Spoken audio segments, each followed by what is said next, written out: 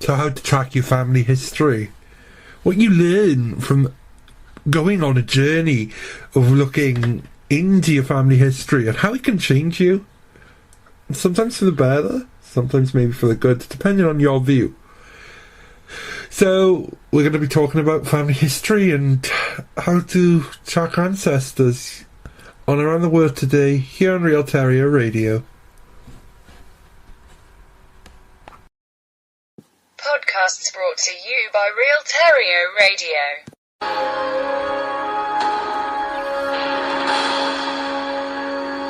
Around the World Today, here on Real Terryo Radio.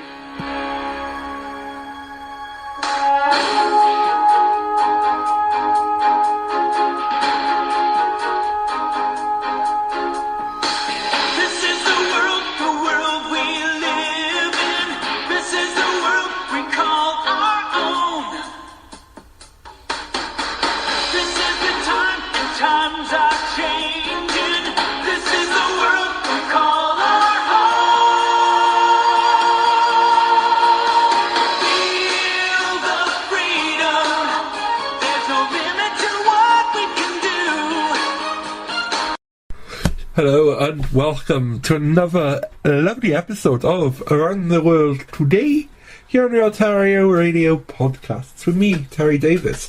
So this is Series 2, and I need to now remember, I think it's Episode 7. I will check this out before the end of this podcast, and I'll do this when we're speaking right now. And I'm really sorry, I am prepared.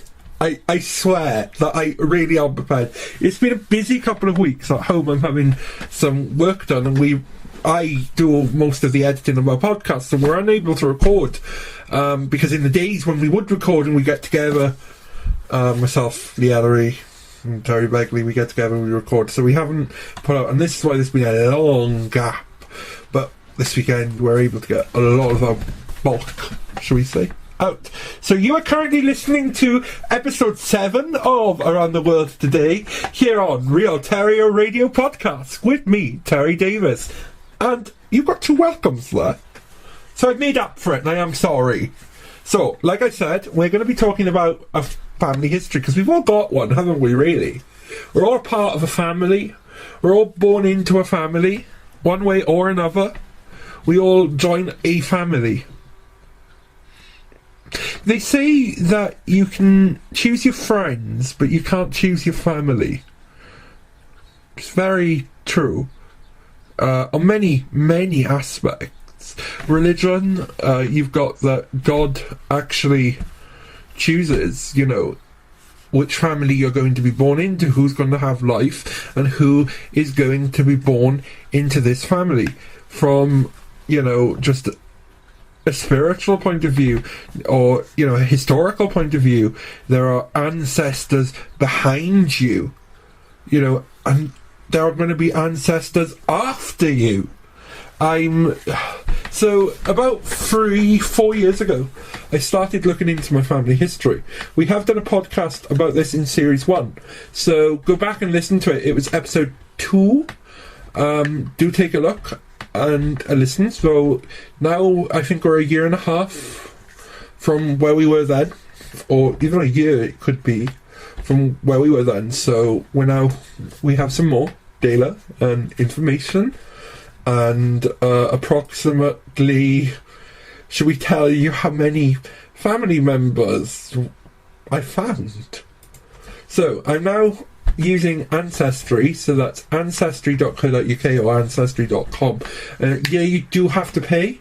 However, they do give you a 14-day free trial. Now, that really does help. I have used it twice on a 14-day free trial. However, in the United Kingdom, or I know definitely in Wales, you can go to a resource centre or an archive centre, and you can, or even a public library, and you can use Ancestry for free to check records. But then you can log in and update these records, save these records, and then update them into family files. so that may help. And you can also use Find My Past as well. I have used Find My Past myself before, but I don't know. I started using Find My Past, and then I liked Ancestry, so I moved over to Ancestry because they were given a free 14 days, and I stayed with Ancestry. But they are interworkable, your family tree, so you can use both, because maybe one has access to files that the other doesn't. So make sure that you plot a family tree as well. That really does help. Use the family tree plotter, because it can give you hints of family members, and then you can look into them. Now, I can go right back to the year 1515, when Matthew Norman was born in Carmarthen, Devon, England. And he's my 12th great-grandfather. So that's as far back I can go on this family, and I am now looking on how we are related. So on my grandmother's family, so on my Nana Julie's family, I can go back for all the way from me to her husband. Sorry, no, to her father, then to his mother, his mother's mother, his mother's father, his mother's father, and I can go all the way back now, and to my 12th great-grandfather on this family. Now, the last time we spoke about it, I hadn't started my grandmother's family. I had a conversation with an auntie, with my great auntie. Since then, she has passed away, so we never really got to talk. And she was going to tell me, and she was looking forward to telling me all about the family history. However, I have my grandmother's cousin is still alive, so I was able to go and see her, and she was able to fill me in on all of the names and some dates and even some stories. Alright, what I'm going to say is a bit yeah, I wish my great auntie told me these stories, and I really do wish that I listened. When I was younger, and Nana would tell me a story about when she was a little girl, or when just something like that. I really wish I listened. Or and the older you get, I don't know, the more mature you get, you do wish that you listen to these stories. Or well, I have anyway. And then we, who can say that you should? Maybe I should have listened a bit more on, everything like that.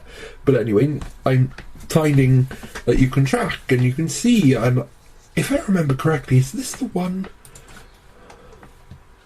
No, it's the next one, I believe. Could be the next one again. So, there is something I want to tell you, and I am trying to find him.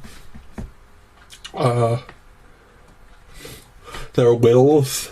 One of them's a freeman of London, and it was signed by King George II himself. It's on the warrant that was given to him. So yeah, it's nice. It's nice to know. Do you know what I mean? Where you come from. So we come from a family that grew strawberries in Devon. Quite funny, because I believe all of the family on my grandmother's side loved strawberries to eat. So even though we weren't growing them anymore, or this side of the family weren't growing them anymore, we still enjoyed them. It would be hilarious if we were eating our own family strawberries. I really should look into that to see if it, if their stuff is still going. Oh, sorry, and I'm doing a podcast and I'm coming up with ideas. Oh my god! Right, so, praise God. So, yeah, looking into your family history, I have rambled on a little bit. I know you like it. It's a journey. I really would say it is a journey. And I've come to the conclusion that, in schools, when they teach you history, maybe a way of, I don't know, getting the message out there, and so children, not only children, so people understand, is teaching children how to plot their family tree. Because in a way, if there was a class for that, to teach children for their dreams when they're going into history, and say they find, and you make the classes around about the same, generation of when they're looking. So if a class is looking, in World War One, shall we say, for records, for grandfathers, great-grandfathers, maybe you could teach them, about World War One in history. Maybe stuff like this would be a good way of teaching. I don't know, because I find that I have been reading about the different, the times of what's been going on. There was a story about my great-grandmother on my grandpa's side. Now, she was a strong woman. She, in a state of 10 years, this woman, and I remember her. She was my granny Fowler.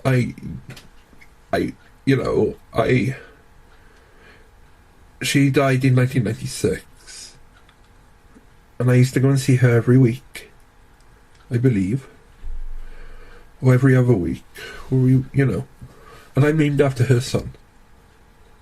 So she called me Little Terry. I believe she's the only one who ever called me that. But it's her prerogative, isn't it? So yeah, she was a very strong lady. So in 1928, she was pregnant. She had a son named Francis. Now, you're thinking here, well, your name is Terrence. Who's Francis? Well, Francis is my great uncle. Francis died when he was just under 9 months old. No, he can't be. Sorry, a couple of months, about a year old. Just over a year, he was actually. He died, and a month later, my great grandmother, gave birth to my grandfather. Now, from just that little story, do you know what I mean? When I first saw that, I was like, my mum knew about it. I think my auntie knew about it. They know about it. But they didn't know it was that close. They didn't know that it was a month between the death and the birth. And when I said to my mother, how do you think she coped? She just said, great difficulty. So then I've been looking more into her. And what I'm going to do is, because I'm remembering this on the top of my head, I'm going to get it up on a tree. Somehow. So we're going to bring it up. We're going to find myself as a home person. So we've got myself, and we need to go back to my mum.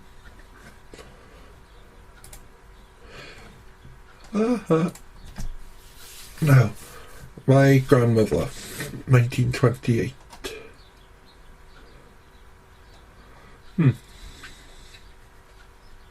So, the records.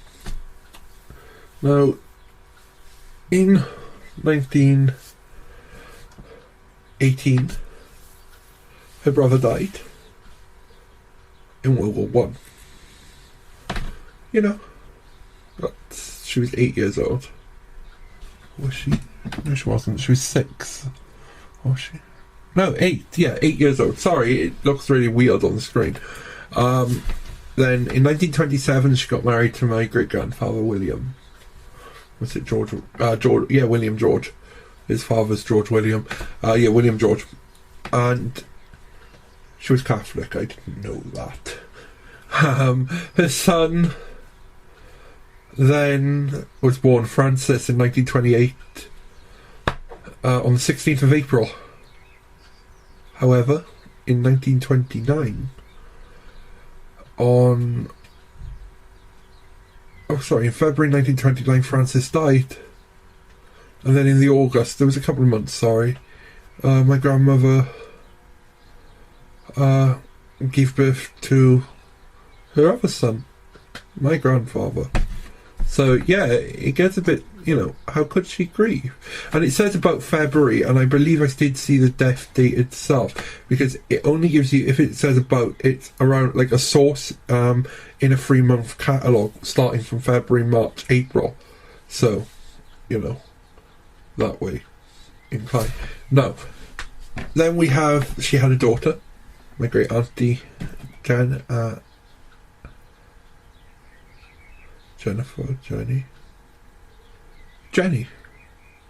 Auntie Jeanette. Auntie Jeanette. Then and that was in 1931. So we're in 1931 now. So she had 2 happy years. Well, a few actually, because 1929 Grandpa was born.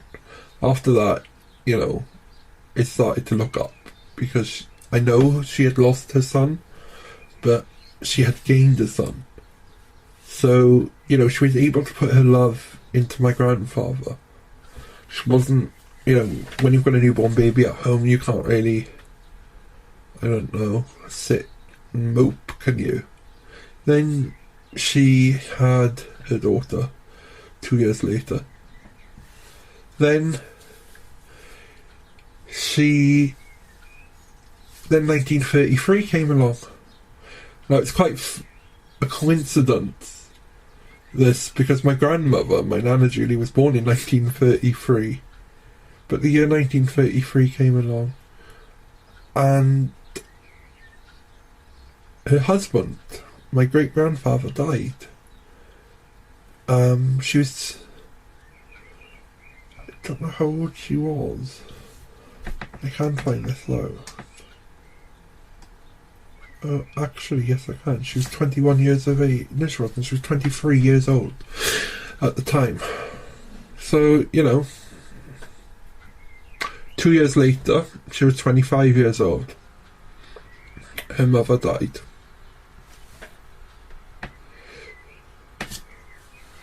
Then, 4 years later, her father died. Now we're up into 1939 now. However, it gets a bit better.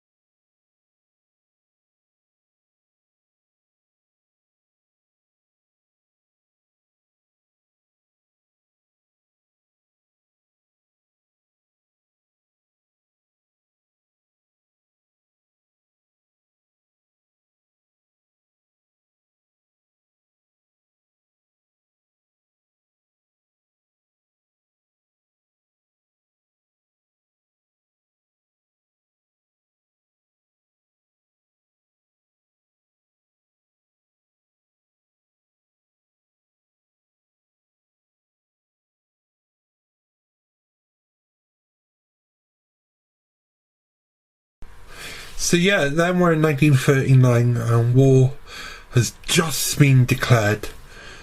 So, we're up until World War II. But this is where the story gets better. In 1940, my great-grandmother remarried. She married a man named Brindley Fowler. Jump a couple of years into when my grandparents got married. This is how much this man meant to my Mampa. On his wedding day, he asked Bryn to be his best man. His father is named on his birth certificate, on his marriage certificate, his father's job. And Bryn is also on his... he chose his... Although he chose, he didn't choose, his mother chose, but they fell in love and they were family. He then also gave his name as a middle name for one of his sons later on. So he really did admire Bryn. They obviously were friends. Do you know what I mean? And then in 1940, like I said, it's war. We're at war. She lost her father in 1939. It was tough times. I would say right up until from 1920, early 1929, right up until 1945, maybe 44 if she was lucky, when things were starting to heat down in the home front. But to the life of me, I really don't know how this woman, who was, to me, she was a little old lady. She was my mum's nana. Do you know what I mean? She was my great grandmother. She was, she would go and tell me and get her handbag and give me 50p. Do you know what I mean? Stuff like that. Or she'd say, go and get my handbag. She'd give you 50p and a bag of sweets. Great grandmother stuff. But I don't know. I really just... I don't know about it, really. How she coped. But then I find out, my mum tells me other stories now from when she came, that Nana had a guest house. Or her Nana had a guest house, or Gran had a guest house. And the star Reg Varney used to, from on the buses, used to stay there. And her and Bryn lived in other places as well. And her first proper house, from what my mum can remember, is where she was living, where I remember going to visit.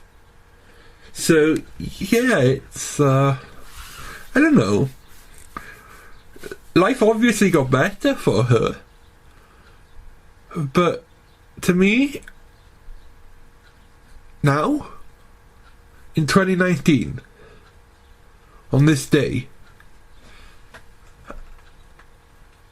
I come just from that story.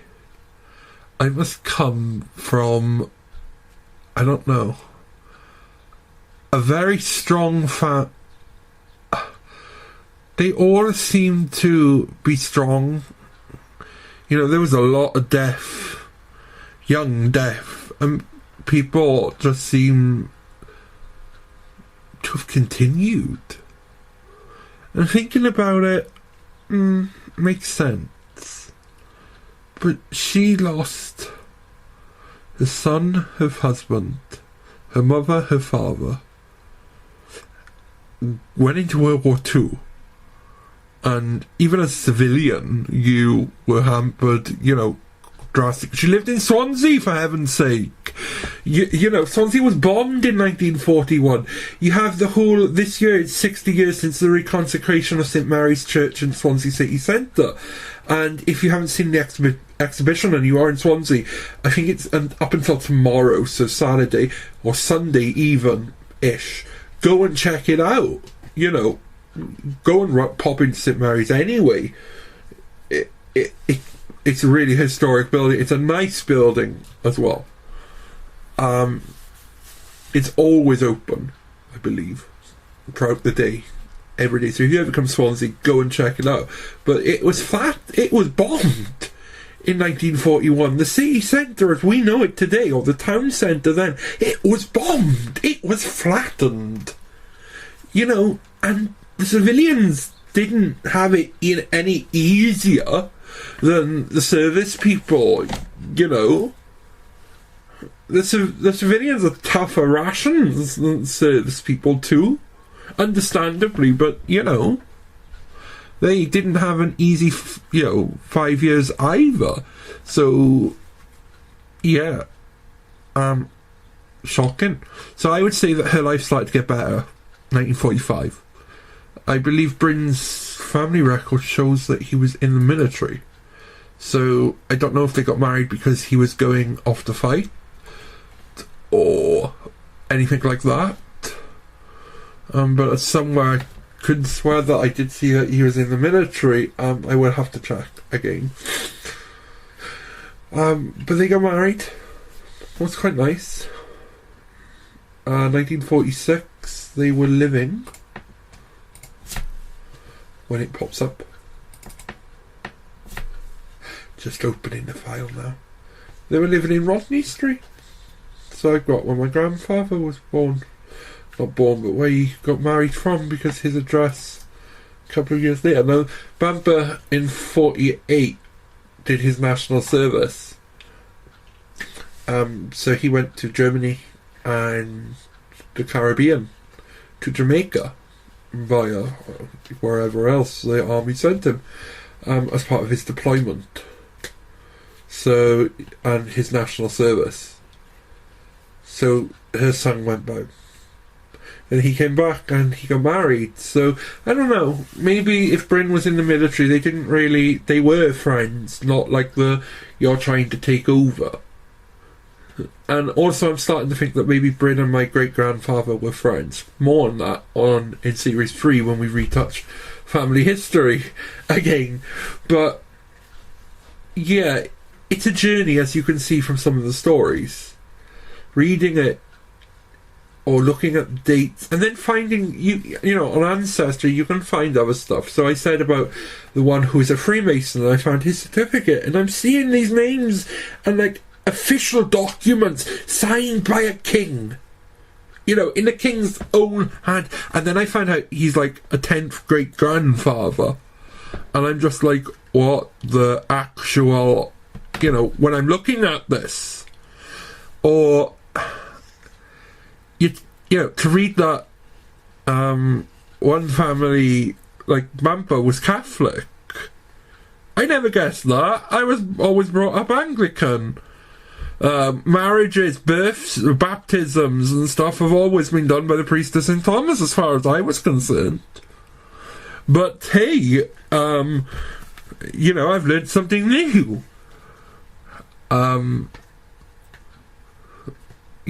It's a lovely, I don't know, I really do recommend looking into your family tree. So, to start off, it's very easy, as I said in the last episode in Series 1. It's very easy. Just start off with yourself. Start off with your pet, then go to your parents. Then go to your parents' parents. And, that's all I knew. Alright? All I knew was my mum, my nana and Bamper, and their two mums and dads. Well, actually, no, because I didn't know what Nana's father's name was. I knew Nana. I knew Nana Mary, because I've heard stories of her, even though I couldn't remember her up until about, I don't know, because they didn't talk about her when I was little. Because Nana died 25 years ago today, actually. 31st of May, 1994. And today's 31st of May 2019. And just thinking back 25 years, it has been a lifetime. It actually has, because we had a cousin who was born, my grandmother's great-grandson was born 2 weeks before Nana had passed away. And a little family fact: the day before my grandmother died, she was in her element. She had her kids, she had her grandkids, and she had her first great-grandson all together. I don't know, I would say that she was happy. She must have been, because, family was quite important to my grandmother. So having, all of those generations around her, I would have said that she was happy when her time or her name was called. But anyway, there isn't a day, that goes, or a week that goes ahead that we don't think about loved ones, like our grandparents, or even, our grandparents, our parents, when they go, this loss never, any loss, you never really get over it. However, sometimes you can do some balm. You can use it as balm. The way I see it is that, me looking into her family history, is that her story is going to be told. Their stories will be told, Other family members after me can come, link into this family tree and find, stuff. And they will find the stories about like my cousins, who my cousins' kids are, who my cousins' parents are, who my parents are. Do you know what I mean? And our grandparents and our great-grandparents, and we can go back and, we should always, all of us, I believe, we should always know where we've come from, before we know where we're going. Because how do we know where we're going if we don't know where we come from? There's always a start, there's always an end, and there's always a middle. So obviously, as long as there's mankind on this world, we are just the middle. Until mankind ends. And that's what I see it. And also, what's quite fun about this, I didn't know I'm related to criminals in Australia. And when I say criminals in Australia, if Terry Begley is listening to this podcast, I mean someone who was convicted in the United Kingdom and shipped off on a ship like a slave to Australia and made to work penal servitude. I find this immense. But he made it back to the UK.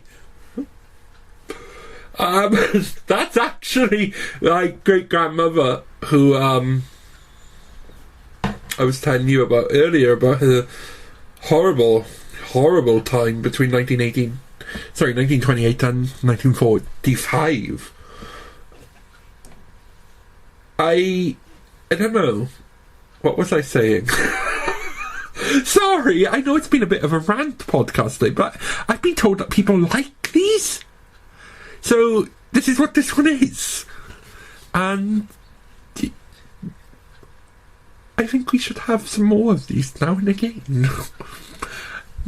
So, yeah, I believe it's her fifth great-grandfather was sent to Australia.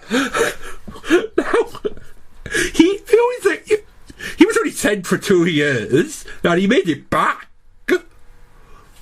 Well, could have been worse, couldn't it? At least he made it back, I don't get why you would send someone there.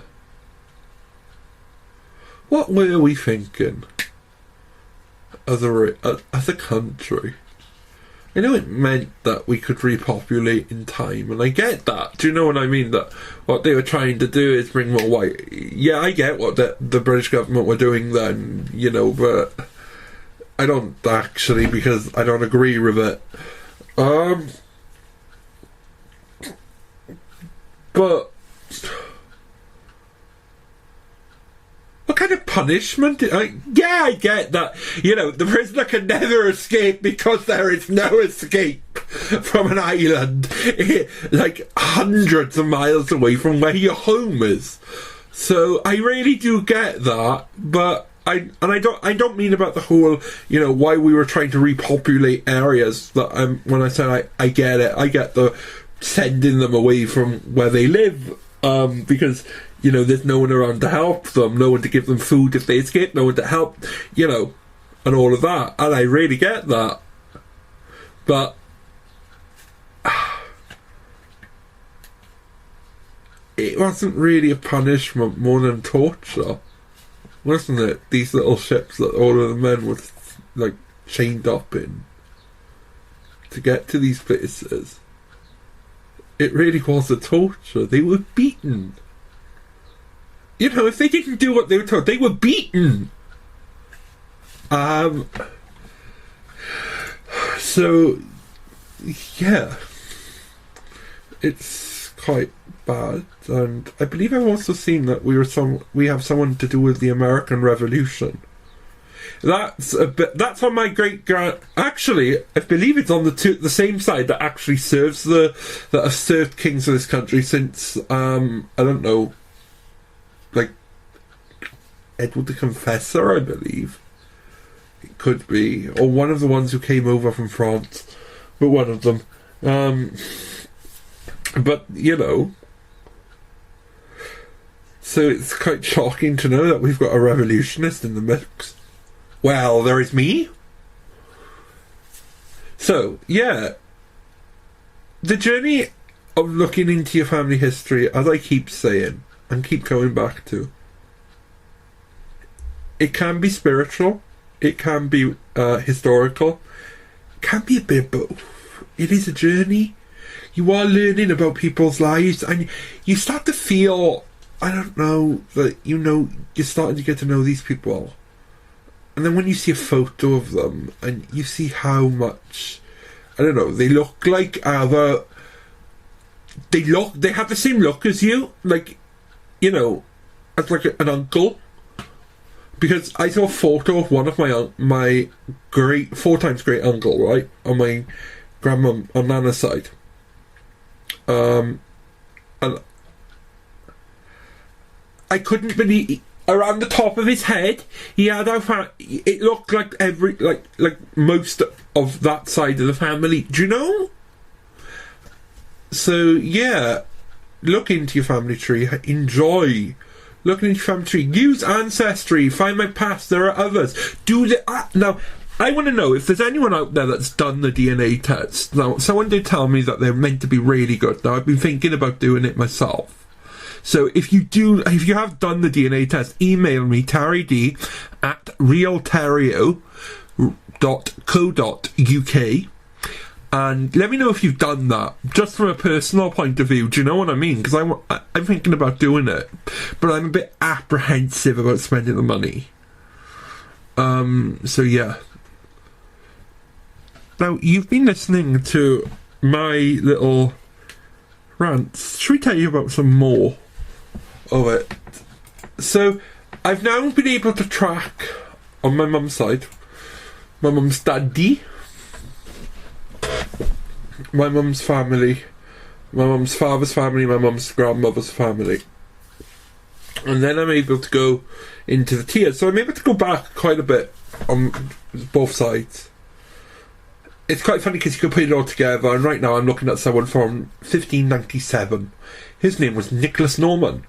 And it's also, if you are doing your family history, make sure you're not from a family like mine that keeps using the same name over and over and over again. On one side, Nana Fowler again, every oldest man was named Benjamin. And that's going back into 16-something. The 1600s. There have been 10 of them. And I was just like, oh my. At first I thought it was a coincidence, you know?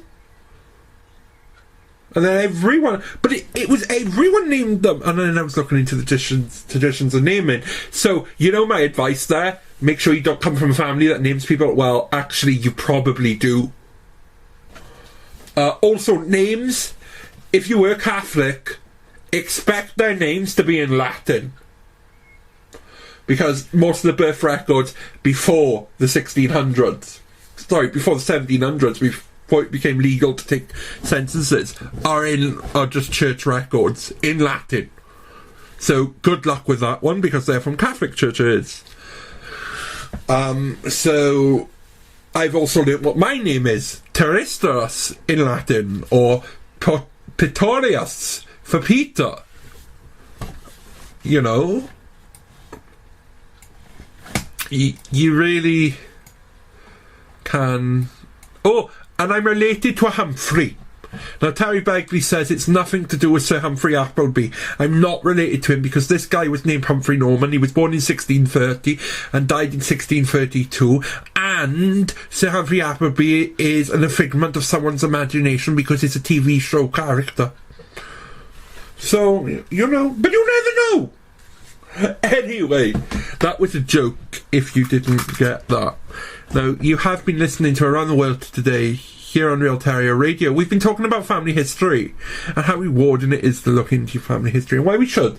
You know, everyone should know about certain ancestors, and you never know, you could find something that's quite interesting. You know, you may find a lot of money, you may not. You may find solace in knowing where you've come from, like I do. You may just want to do it as a hobby, you know, like a project. You may want to do it with your kids as a project, you know. It can be fun for them. Also helps with their maths and their counting, you know, and years and stuff like that. And names and spelling and, you know, and reading records. You can also see photos on Ancestry. But yeah.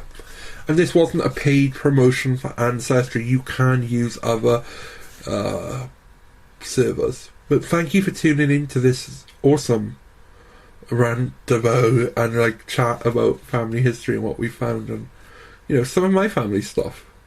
Not too much of the dark secrets, because you'll never get them from me. And I hope you have a lovely day, month, week or year, whatever. You know, have a lovely time. And I will see you next week, because we are back to normal now. And goodbye.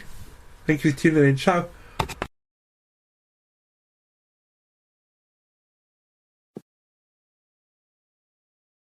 Brought to you by Real Terryo Radio.